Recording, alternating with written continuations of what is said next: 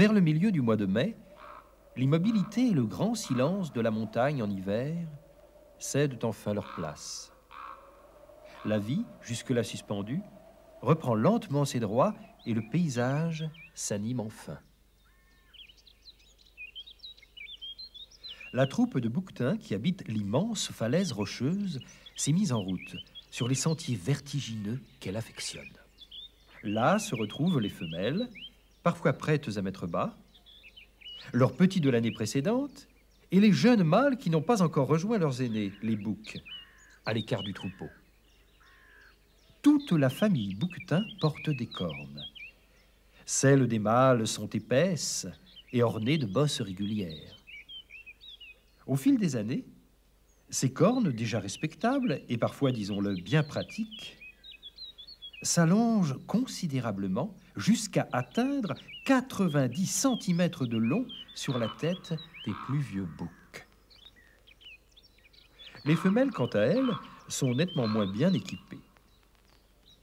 Elles sont de taille plus petite et leurs cornes fines et sans bosse ne dépassent guère 25 cm.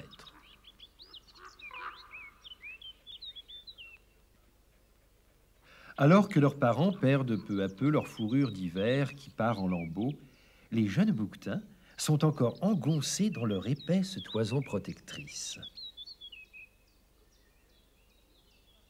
Comme tous les jeunes animaux, les cabris sont très joueurs et passent une partie de leur temps à se chamailler.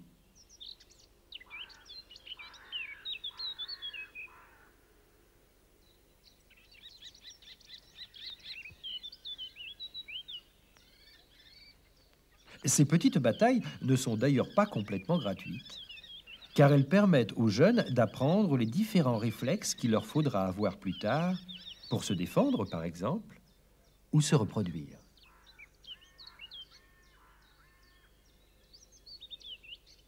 Après les rigueurs de l'hiver, le printemps, c'est aussi pour les bouquetins petits et grands, l'aubaine d'une herbe fraîche et grasse dont ils se gavent sans retenue en parcourant les alpages.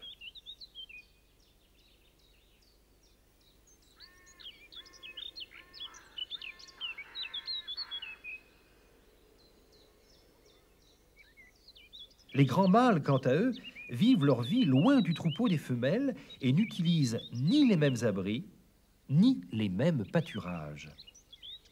Seul point commun entre eux, la frénésie avec laquelle ils broutent en agitant leur fabuleuse coiffure.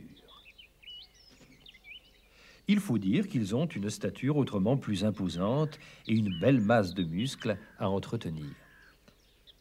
Enfin, lorsque la panse est bien remplie, ils se mettent doucement en route, en direction de la falaise accueillante, à la recherche du petit coin tranquille où ils pourront ruminer à leur aise.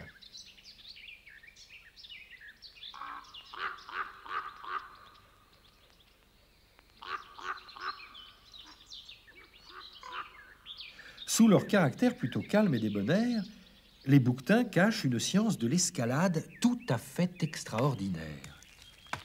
Une grande partie de leur existence se passe ainsi au bord du vide, en pleine falaise rocheuse, où ils se déplacent avec autant d'aisance que nous dans la rue. Soit dit en passant, dès leur naissance, ils sont parfaitement équipés pour ce genre d'exercice. Ainsi, leurs robustes pattes sont terminées par de larges sabots aux ongles durs et rigides qui leur permettent de s'accrocher au rocher dans toutes les positions. Cette vie à la verticale présente tout de même un avantage important, celui d'une parfaite tranquillité, puisqu'aucun prédateur, homme y compris, n'ose poursuivre les bouquetins dans ce genre d'endroit. C'est donc là qu'ils se réfugient immédiatement en cas de danger, ou plus simplement pour y ruminer. C'est dans ces murailles également, sous les surplombs ou dans quelques cavités suspendues entre ciel et terre, qu'ils passent la nuit et se mettent à l'abri des intempéries, aussi bien en été qu'en hiver.